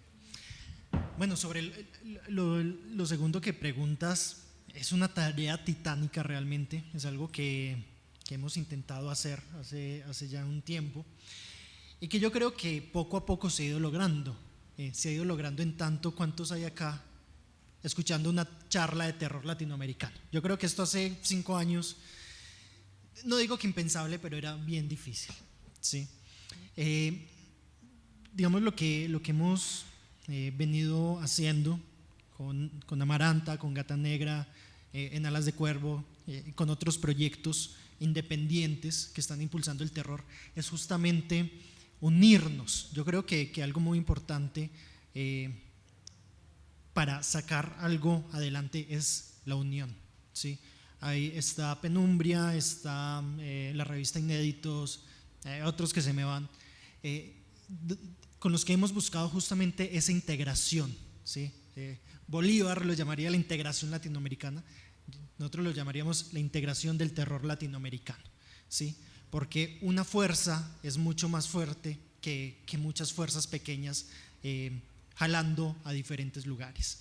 Entonces yo creo que eso hay que seguirlo haciendo y creo que también que esa es la importancia del manifiesto. Un manifiesto que es sino un texto donde se abordan propuestas y donde las personas se pueden suscribir a él, ¿sí? Ahí, si nos integramos en un solo manifiesto, en una sola propuesta de terror latinoamericano y todos vamos jalando el carro hacia la misma dirección, sí o sí en algún momento vamos a desbancar, como bien mostraba Amaranta, vamos a desbancar a Poe de aquí, de la vitrina, y lo vamos a dejar aquí abajo. Y aquí en el medio va a estar Amaranta Monterrubio, va a estar Andrea Aquino, va a estar, no sé, Ulises Paniagua, etcétera, etcétera. No sé si quieras completar. Bueno, respecto a la primera pregunta, nada más un pequeño comentario. Me gusta mucho porque sí, exactamente la palabra en la literatura de terror te recupera el asombro de la atrocidad, y eso creo que es de las labores más valiosas, porque pues muchas veces nos preguntamos para qué sirve la literatura y muy probablemente no sirve para nada, y en ese no servir para nada está su utilidad, ¿no? En que no tiene por qué rendirle cuentas a nadie, y bueno, aprovechando que la literatura de terror no se ha considerado alta literatura, pues entonces no le debemos nada a nadie, ¿no? Y existe la libertad absoluta de enunciar lo que quizá otros géneros no se han atrevido a enunciar. También estoy completamente de acuerdo en cuanto a que sanar podría ser una mejor palabra que salvar, porque esa sanación, que es un proceso incómodo, es posible hacerlo uno mismo y en colectivo sin esperar que alguien lo haga por uno, ¿no? Y en cuanto a las iniciativas para que la literatura de terror llegue a la gente, bueno, es que también esa era una de mis cuestionamientos para decir salvar, porque pensaba, es que salvar implicaría que la literatura llegue a todos y a todas, ¿no? A todos lados, a cada rincón, y eso pues no, o sea, eso no va a pasar en el corto plazo, ¿no? Pero en cuanto a iniciativas, ya hay muchas, es decir, hay una que a mí me parece muy interesante. El problema es que no distribuye literatura de terror, pero existe la Brigada para Leer en Libertad, que por aquí anda uno de sus miembros, y ellos lo que hacen es que los libros sin derechos, es decir, los autores donan el libro, no tiene derechos, y entonces ellos lo imprimen, lo editan y lo regalan en las ferias. Y entonces si tú acudes a una feria de las que suceden en las delegaciones o en el Zócalo, vas pasando, te quedas un ratito a la charla y te regalan tu libro al final. Eso creo que es una gran iniciativa. Y también ya existen muchas iniciativas en línea, como Penumbria, como Alas de Cuervo, pero creo que es muy cierto lo que dice David, que haría falta un poco de unión para que nos promovamos entre nosotros, ¿no? No estamos compitiendo entre revistas o entre videorevistas o entre editoriales, sino más bien es un ejercicio muy sano, que por cierto yo solo se lo he visto a los editores de terror, que es promocionar otras editoriales, otras revistas, otras iniciativas y a otros escritores tal cual, ¿no? Y creo que aquí pues tenemos varios que tienen esas iniciativas. Alas de Cuervo la tiene, las clases también, es decir, las conferencias, las clases, las charlas, pues también son una gran iniciativa para que la literatura llegue más lejos, ¿no? Ajá, pasan corriente, justo. Y yo creo que la mayor iniciativa es la de sus lectores. Entonces, lo que hace que el mercado crezca o que la oferta crezca o que incluso el algoritmo sugiera, pues es que más lectores consulten los sitios, compren los libros, los reseñen, hagan charlas sobre ellos y demás, ¿no? Entonces yo creo que los lectores son la mayor fuerza para ese tipo de iniciativas. Solo para completar, yo creo que vamos además por buen camino. Últimamente he escuchado que ya se empieza a hablar de un boom latinoamericano del terror. No me gusta mucho la palabra boom, pero bueno, ya se está hablando de esa explosión latinoamericana del terror. Y bueno, vamos a subirnos al barco porque esto va para arriba. ¿Alguien más tiene alguna pregunta, algún comentario? Todos. Mira ya. Gracias. Acá, hola. Retomando un poco el tema del consumo de la literatura de terror latinoamericano y este asunto de las etiquetas, ¿qué tan benéfico o efectivo o buena idea ustedes consideran que sea esto de meter todo este tipo de terror distinto que es, no sé, el terror sobrenatural, el terror realista, el ecoterror, en el mismo terror? O sea, ¿qué tan buena idea sea para atraer a más consumidores. Yo lo veo justo desde la perspectiva del mercado, porque en pocos estudios que he visto hay lectores que te dicen, yo todo lo que tenga que ver con posesiones, el diablo, muñecas satánicas y todo eso, encantado. Pero si me pones algo de feminicidios, masacres, para nada. O sea, es buena idea combinarlos todos dentro de una misma bolsa, porque veo que, por ejemplo, en el cine sí se es más concreto, ¿no? Sí te distinguen, psicópata americano es horror, pero el exorcista es terror, ¿no?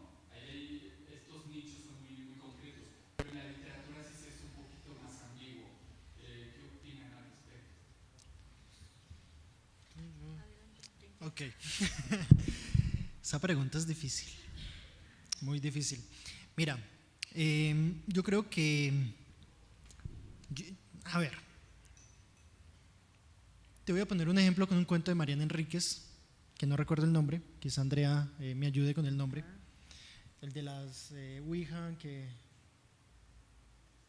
El que está en los peligros de fumar en la cama. No me acuerdo. Al Bueno, final. no me acuerdo.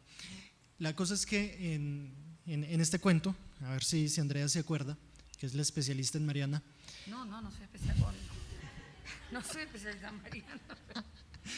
Bueno, lo que hace Mariana Enríquez, lo que hace Mariana Enríquez es tomar un elemento del terror clásico, que son las tablas ouijas, para llevarlo a una problemática contemporánea, que son las desapariciones de esta época franquista, creo, no recuerdo, de Argentina. Entonces, se reúnen un grupo de amigas, empiezan a invocar espíritus, pero son los espíritus de las desaparecidas. Y lo que quieren hacer es justamente llamarlas para preguntarles dónde están. A mí esa idea se me hace fenomenal. No sé si ya sabes cuál es el cuento. Hablamos con los muertos. ¿Cómo se llama? Cuando hablamos con los muertos. Ok, perfecto, gracias. A mí ese cuento me parece fenomenal justo porque se está combinando esos elementos del terror clásico que ojo, o por lo menos es lo que yo pienso, no significa que dejemos de hablar de tablas ouijas, de hombres lobo, de vampiros. Si se hace está bien, pero no significa que dejemos de hablar de esto, sino bueno, aterricémoslo a nuestra realidad latinoamericana. Ahora, tú haces la pregunta en términos de mercadotecnia. Ahí sí no, se me hace muy, muy complejo una respuesta. Habría que hacer estudios, ¿sí?, de si funciona o no. Yo creería que no habría problema, ¿sí? Estamos hablando de un boom, de una explosión del terror latinoamericano, autóctona, escrita desde Latinoamérica. Y también creo que es necesario empezar a educar, ¿sí? Amaranta lo decía, yo lo repito, esto crece a medida que leamos terror latinoamericano, a medida que recomendemos a autores latinoamericanos, a medida que pues dejemos de leer a los clásicos, bueno, o más bien no los dejemos, pero también leamos a los nuestros, que es fundamental, ¿sí? De ahí en más no sabría qué responderte. Bueno, a mí me parece que cuanto más ambiguo, complejo, poliédrico, posmoderno o de modernidad líquida, mejor. Porque eso es también parte del mosaico latinoamericano, pero eso es muy personal. Me pasó, por ejemplo, que en algunas librerías me decían, ¿pero dónde te pongo? ¿Te pongo en policial o te pongo en literatura fantástica? O poné donde quieras, pero es para que te ubiquen los lectores. Sí, bueno, pero lo que pasa es que eso es lo difícil, porque hay de todo un poco. Es lo que nos pasa, por ejemplo, cuando nosotros vamos a trabajar en la clase un cuento o una novela y queremos encasillar al escritor en una categoría y siempre nos falta algo o le sobra un brazo, siempre nos queda algo porque ese casillero estanco perfecto, si el escritor es buena, no va a entrar. O sea, siempre algo va a sobrar, algo va a faltar. Entonces, desde mi perspectiva, yo creo que cuanto más complejo, a mí me ha pasado que han buscado a Carga Viva, por ejemplo, para leer precisamente el tema de de la temática del terror y cómo trabajo el gótico con las casonas de campo y porque les gusta el tema de cómo trabajo los conventos en Chile y las monjas monstruas, y descubren que encuentran en Carga Viva también otras cosas que les interesa y bueno, me gusta que vayan y encuentren, los sorprenda encontrarse con esas otras cosas. Pero también hay lectores de culto y bueno, perderemos en el camino a algunos lectores de culto. Yo creo que la literatura es literatura y el terror es una de esas categorías amplias que hasta rindiendo tributo a esos padres hegemónicos digamos del terror específico con puntos por puntos específicos, hasta en esos casos es rebeldía, es exploración, es problematización, es desautomatización, es generar extrañamiento, es incomodidad. Si uno entra al libro y sale con preguntas, mejor. Porque eso es lo que hace la literatura, hacer rascarse donde no pica. He dicho. ¿Puedes acercarte, por favor, para realizar tu comentario, tu pregunta? Bueno, nada más me gustaría a mí sí, decir claro. una cosita muy pequeña, que yo creo que hay que confiar en el lector, porque también el lector o la lectora tienen su propia búsqueda y ellos te hallan, ¿no? Quizá en este ejercicio de colonial no rabioso, está bien no tener exactamente los mismos mecanismos de mercadotecnia replicados para nosotros. Entonces, yo creo que es una muy buena idea y un acto de libertad dejar que tu lector te halle y quizá confiar en otros lectores, ¿no? Por eso decíamos hace rato, pues si lees un libro y te gustó, pues reséñalo, postéalo, haz un videíto, coméntalo con alguien más y así otra persona es como te encuentra y hasta que te haya como escritor o haya el tipo de historia que le gusta, ¿no? Quizá por accidente se lee algo que no le gustó, pero bueno, pues es uno de los tropiezos como lector, ¿no? Pero hay que confiar en ese ser independiente, pensante y explorador, que es la lectora o el lector. Bueno, hola, buenas noches. Primero que nada, muchas felicidades por la charla, me lo estoy pasando increíble escuchándolos. Mi pregunta, me surgió no me surgió, siempre me la hago todos los días, pero nunca me la respondo satisfactoriamente y me gustaría ver qué opinan ustedes. Creo que fue Andrea quien mencionaba que muchas de las escritoras que ella estudia escriben terror porque tienen miedo, son muy miedosas. Y eso es algo que creo que todos los que escribimos terror, pues lo vivimos. No escribimos terror porque nos gusta ser perversos gratuitamente, ¿no? Es porque tenemos miedo constantemente y de cosas que hasta ni solo nos imaginamos, ¿no? Pero aún así, aunque yo tenga miedo de muchas cosas, me siento atraída por el terror. Creo que es una relación muy extraña, no sé ustedes cómo lo ven, pero para mí es muy extraña. ¿Por qué nos atrae algo que nos aterra, ¿no? Entonces, pues quisiera ver qué opinan ustedes. Dijeron Andrea. Es que me voy con esa pregunta de deberes, porque realmente no sé, o sea, yo he escuchado que no es que ellas escriban exclusivamente porque tienen miedo. He observado que en distintas entrevistas, en algún momento de la entrevista, casi hasta con vergüenza, se les escapa decir, pueden googlear entrevistas de Mariana Enrique, ya ahora no lo dice porque ya lo dijo hace tiempo, pero que tienen miedo. Sin embargo, ahora no tiene ningún problema, ningún prurito en decir que cuando fue a las catacumbas en París se llevó un huesito de recuerdo.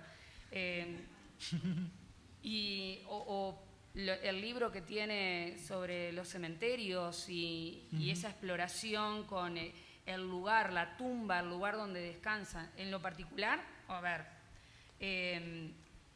yo pienso que desde que empecé a escribir, empecé a soltar muchos de mis miedos y a procesarlos también. Por eso me gustó esto de sanar, porque una de las cosas que me pasaban era que tenía apnea y me despertaba a las 3 de la mañana y salía corriendo y necesitaba agua y no sabía qué me estaba pasando, y me llevó mucho tiempo darme cuenta que eran apneas.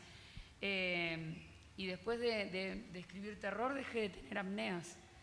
O sea, capaz que de alguna manera también hay una cuestión física de somatizar o no somatizar miedos, pero a mí se me ocurren cosas que a mis familiares que no tienen miedo dicen, bueno, pero pará, ese ruidito no es alguien que nos esté siguiendo, y sin embargo yo ya me hice toda una historia, y si tengo la libretita al lado anoto, porque toda esa historia después digo, wow, qué bueno está para pensar en un cuento.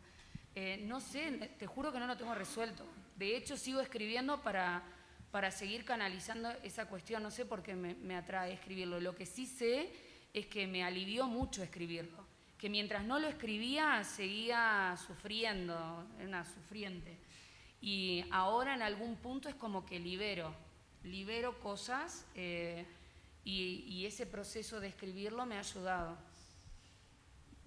No me gusta andar por buscar el terror, eso no. Y no sé si habita en mí la perversidad, pero...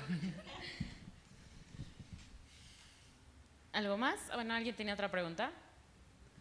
Allá, por favor, ¿puedes acercarte un poquito?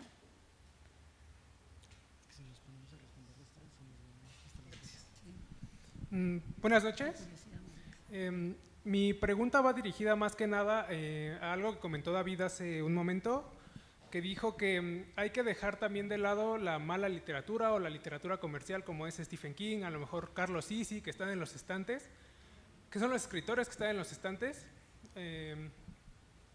A lo que yo voy es, ¿qué tanto hay que alejarnos para ser conocidos primero? Yo creo que sí debemos estar dentro, a lo mejor un poco de lo comercial, no abandonar tanto esta parte comercial, esta parte que vende, esta parte que genera que la gente compre libros.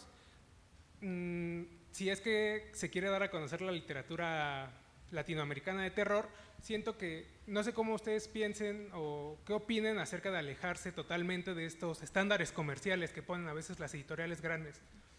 Hablaba hace poco tiempo con un escritor que se llama Pedro José Fernández, algunos lo conocerán, escribió Las mexicanas que hicieron historia, Yo Díaz, Soy Malitzin, puede que algunos lo conozcan, y dijo, está bien que ustedes quieran revolucionar la literatura, quieran hacer algo diferente, pero las editoriales siempre van a exigir un estereotipo comercial. Está bien que ustedes quieran hacer algo diferente, pero sí hermánense, sí adéntrense en lo comercial, porque para ser publicados, para ser leídos, la gente exige ciertos estándares. Y yo creo que todos hemos sido educados bajo los estándares comerciales. Muchos seguramente empezaron a leer terror por Stephen King o por algún otro escritor conocido. Entonces, siento que no nos podemos librar tanto de esa parte, pero ya para hacerlo después, para revolucionar, sí podemos adentrarnos en lo comercial y después hacer ya esa revolución que queremos. Y no sé qué opinen ustedes acerca de eso. Primero recordar que Alas de Cuervo también es editorial y que justamente nace de esa idea de no nos vayamos tanto por lo comercial. Sí. Bueno, y quiero aquí como paréntesis, yo no dije que Stephen King fuera malo, solo dije que era extranjero. De hecho, Stephen King me parece muy bueno, tiene relatos que hablan justamente de su época y de su momento. Yo soy malísimo para los nombres, bueno, de la niña que mata a la gente, Carrie, en la escuela, pues está abordando un problema muy estadounidense, eso es buenísimo. Pero bueno, aparte de eso, a ver, yo creo que la solución, si es que se puede llamar solución, es educar. Y no educar en el sentido desde primaria, sino ir mostrando poco a poco que hay otras alternativas diferentes a Stephen King, diferentes al terror hollywoodense. Hay otras alternativas que no son tan comerciales, pero que son muy valiosas. De nuevo te digo, esto no es fácil, eso es una tarea titánica, inmensa, pero que creo se ha ido realizando de una buena manera poco a poco, sobre todo en Latinoamérica. Este boom del terror latinoamericano no es solo un nombre, realmente siento que últimamente han nacido muchos proyectos que buscan impulsar el terror, el buen terror, ¿sí? No solo el comercial, sino el terror, como lo llamo, latinoamericano. Y es una cuestión de ir poco a poco, ¿sí? Ahora, no sé, yo tengo un problema con decir que primero tengo que ser comercial para luego escribir lo verdadero. No sé, es como decir que un político tiene que mentir para subir y luego hacer las cosas bien. No sé, creo que va de la mano con mostremos nuestra identidad y que esa identidad sea firme, y que nos hagamos reconocer desde ahí. Y es que el terror latinoamericano es digno, o sea, no hay por qué imitar a otros que han sido comerciales, pero son comerciales porque en su momento no lo fueron.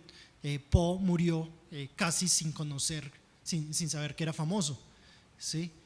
Se hizo famoso y comercial después.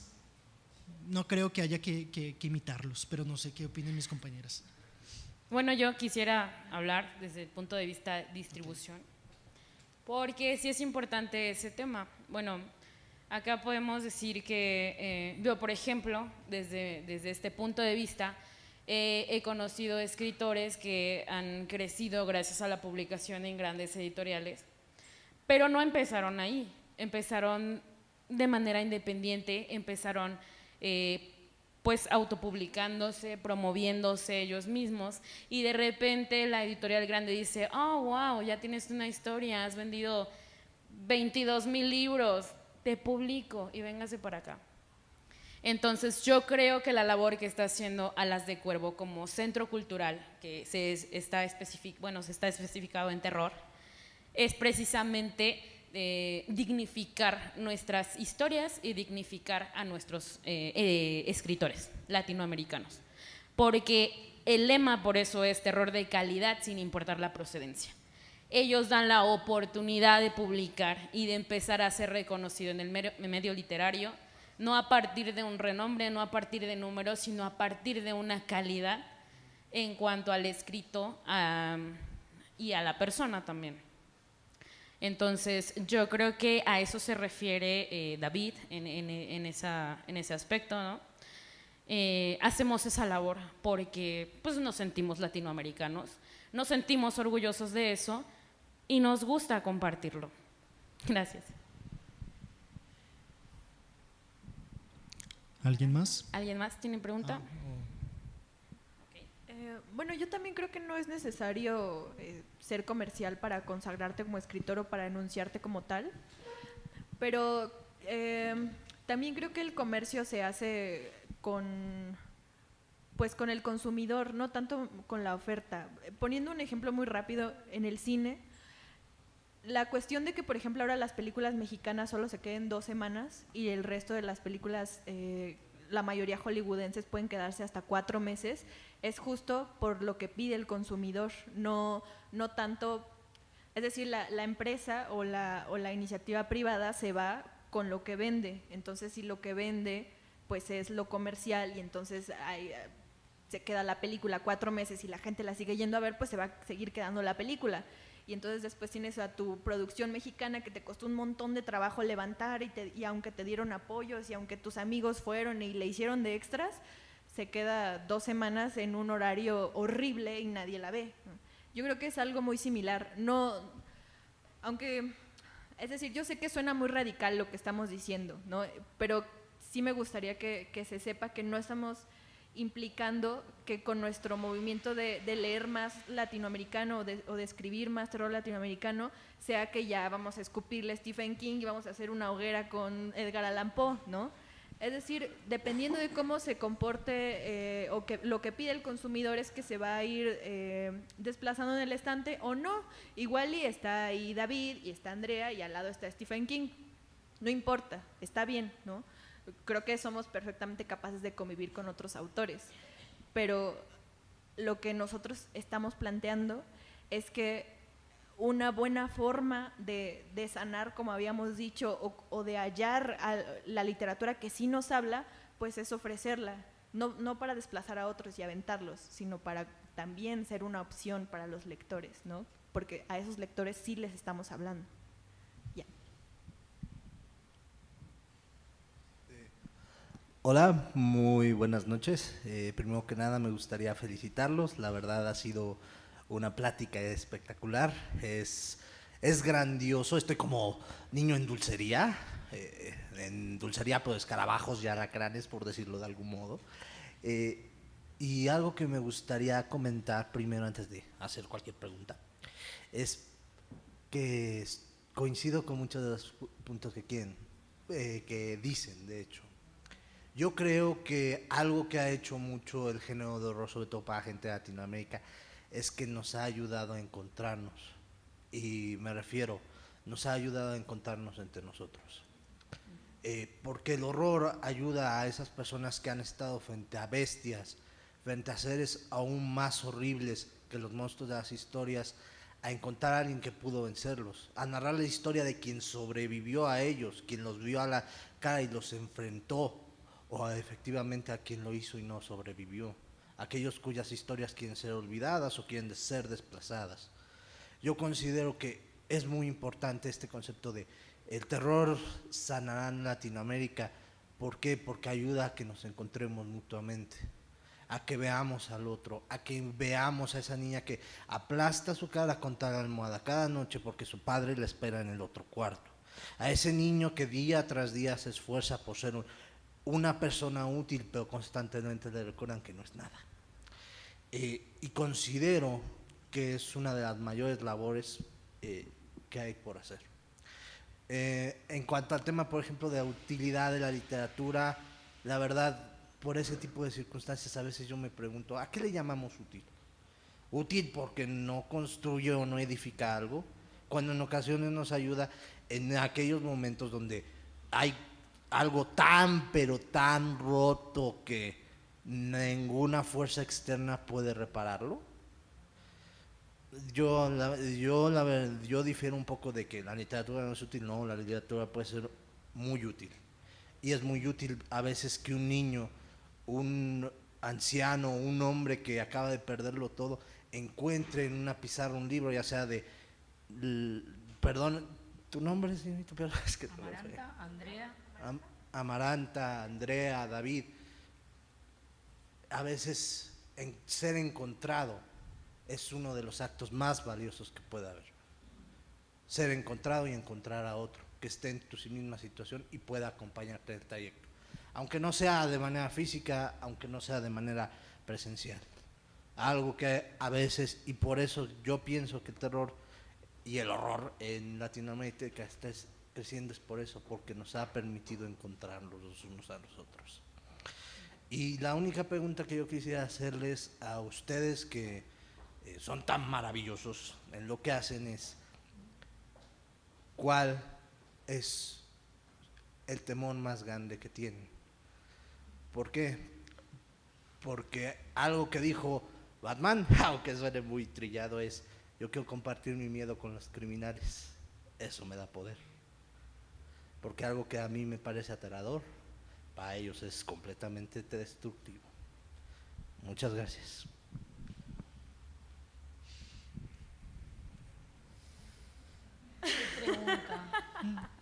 Creo que los tres le tenían miedo a esa pregunta. Bueno, empiezo yo mientras piensan. Yo voy a responder de la manera más personal, porque varias veces me he hecho la pregunta y es: ¿yo a qué le tengo miedo? E indudablemente mi mayor temor es a la muerte. Le tengo miedo a dejar de existir, le tengo miedo a no haber hecho nada en este mundo, le tengo miedo también a la forma en la que uno puede morir, la muerte. Y ahora que lo pienso, creo que por eso en todos mis cuentos hay muertes.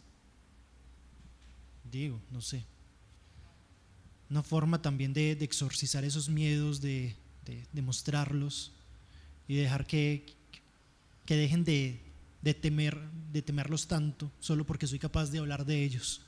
Una forma de sanar. Eso respondo. La muerte. Muchas gracias, David. Continuamos. Bueno, como están filmando, muchos saben que yo le tengo un pánico a la muerte, pero mal salado, a la propia y a la ajena. Y sobre todo, a ver, en particular tengo una cuestión que, ya que decías de formas de morir, tal vez leer tanto a Quiroga me afectó porque yo le tengo miedo a la muerte en lo cotidiano, a lo irremediable de la muerte cuando estás caminando y te tropezaste y pasó algo, cuando estás comiendo y te atragantaste con un pellejo de mandarina y te moriste ahí. Ese tipo de muertes insólitas, esas muertes tremendas. Y bueno, también el tema de la muerte habita mi escritura porque creo que es también una forma de corretearla, o sea, de exorcizarla, y sí, la propia y la ajena. O sea, le tengo miedo a la muerte en serio.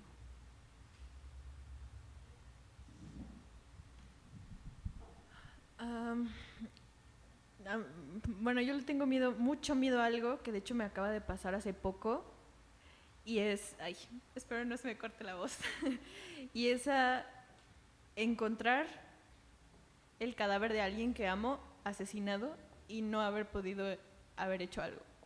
Y hace poquito me pasó con un gatito y la verdad me destrozó. Creo que ese es mi miedo más grande. Pero bueno, pues siempre está el arte, ¿no? para procesar ese tipo de cosas. ¿Y cómo hacer belleza con algo que es espantoso? Sí. Bueno. Muchas más? Gracias. ¿Alguien más quiere participar? Ahora una pregunta chistosa o algo así, porque fue muy fuerte esta pregunta. Para romper la tensión. No sé si fue O alguien terapia cuéntenos su miedo para estar a la par, porque los pusieron en una situación. Entre la tarea Híjole. domiciliaria y este momento tenso. Ok, Bueno. sí. Ok. Gracias. Hola, buenas noches. Buenas No los vengo a hacer reír, no soy estandopera tampoco. No, muchísimas gracias, estoy fascinada. Yo no como niña en dulcería, porque pues ya no estoy tan niña, ¿verdad? Y lo que decían de las épocas que hemos pasado en Latinoamérica, a mí me pasó. O sea, yo vengo de una generación que nace en el 57, ya me balconeé, tengo 64 años, felices. Entonces yo vengo arrastrando todo eso que se vivió en el 68, que nos enteramos de Argentina, que nos enteramos de Nicaragua, el Che Guevara, Pero yo creo que más que ser adoradores de Edgar Allan Poe, yo les voy a ser muy honesta, yo he leído a Edgar Allan Poe por cuestiones culturales, ¿no? Realmente le dicen a uno en la escuela, pues tienes que leer a Edgar Allan Poe. Después me dediqué a ser narradora oral y pues no falta el corazón delator, ¿verdad? He leído a Quiroga, me espeluzna, honestamente, esa gallina degollada me puede matar, pero creo que también dentro de nuestra cultura latinoamericana tenemos grandes maestros como son las leyendas de nuestros pueblos originarios, que no le piden nada ni a Edgar, ni a Walt Disney, ni a quien me pongan, nada. Son geniales y sí son para morir del susto. Y a muchos nos ha tocado vivirlos en carne propia. Entonces yo creo que escribir eso es maravilloso. Ahora, de acuerdo a que decían que no nos van a salvar, no, vamos a sanar autosalvándonos. Esta temporada de pandemia creo que a todos nos fue de la fregada. Digo, no creo que haya uno que diga, ay, no me la pasé re padre ahí en mi casa, con mi marido, con mi mujer, con mi bola de hijitos, el perro, el gato, y yo realizada. No, estábamos hasta la madre ya. Yo ya quería matar a varios ahí en mi casa, que es la de ustedes. Pero, ¿qué sucedió? Que descubro la escritura. Cuando descubrí la escritura, mis demonios quedaron ahí plasmados, lo que decían. Yo le tengo miedo, bueno, yo veía a Santo y las momias de Guanajuato y podía morir del susto también. pero poco a poco fui descubriendo que en esa parte profunda, oscura de mi ser, había cosas monstruosas que venía yo cargando desde una adolescencia. ¿Por qué? Porque me enfrenté a mí misma. Y esa escritura me empezó a dejar plasmar todo eso que venía yo cargando de hace años y años. Y bueno, ya para qué les digo más años, ¿verdad? Muchos años. Y ha sido maravilloso. Y yo me preguntaba, y hace rato lo comentaba con unos amiguillos que vengo por ahí, ¿por qué me gusta tanto el terror si me da miedo? Y me lo contestaron ustedes. ¿Por qué? Porque por medio de ese plasmar mi horror es que estoy salvándome. Ahí sí me estoy salvando. No es nada más sanándome, me estoy salvando. O sea, no se trata de que venga, bueno, ya no digo nada, y nos vaya a salvar porque es el Mesías prometido y vamos a salir todos adelante. Y no, lo importante soy yo. Primero yo, después yo y al último yo. Y yo soy quien me va a salvar. ¿Y cómo me voy a salvar? Sanándome. Entonces, por el amor de Dios. Ahora, que si no nos reconocen, que miren, yo soy feliz con que me lea Rubén, o me lea mi sobrino Diego, o me lea David Colcrave, no, o sea, me leyó y yo así de, uy, ya la hice, ya llevo 3 leyendo. Es maravilloso. Realmente no podemos estar pensando en qué tan famoso me voy a volver. Un bestseller, a mí no me importa tener un bestseller, ¿eh? A mí me importa que lo que hayan leído en ese cuentito corto, porque no están para saberlo, pero a mí lo que me gusta es el cuento corto. Le consta a David lo largo, ay, bueno, se me hace eterno. Quien haya leído le haya quedado algo, le haya movido algo. Entonces yo creo que la importancia de la lectura y de la escritura es eso, mover pequeñas fibras. Y si yo ya moví una pequeña fibra, a lo mejor esa pequeña fibra ya movió otra, y esa movió otra, y se va haciendo una cadenita maravillosa. Entonces, pues vayamos paso a pasito, ¿no? Pues digo, yo se los digo porque ya a esta edad, pues ya paso a pasito, ya no puedo correr mucho. Entonces, muchísimas gracias. Yo quiero sus libros, bueno, los de David ya los tengo, pero yo quiero los libros de ustedes, chicas, porque sí, todo eso, yo no sabía nada de Uruguay. Se ha estado muy tapado realmente. Entonces, pues sí, súper importante. Y pues bueno, muchísimas gracias. Creo que ya sonrieron un poco. Cumplí mi misión. Gracias y ahorita continuamos.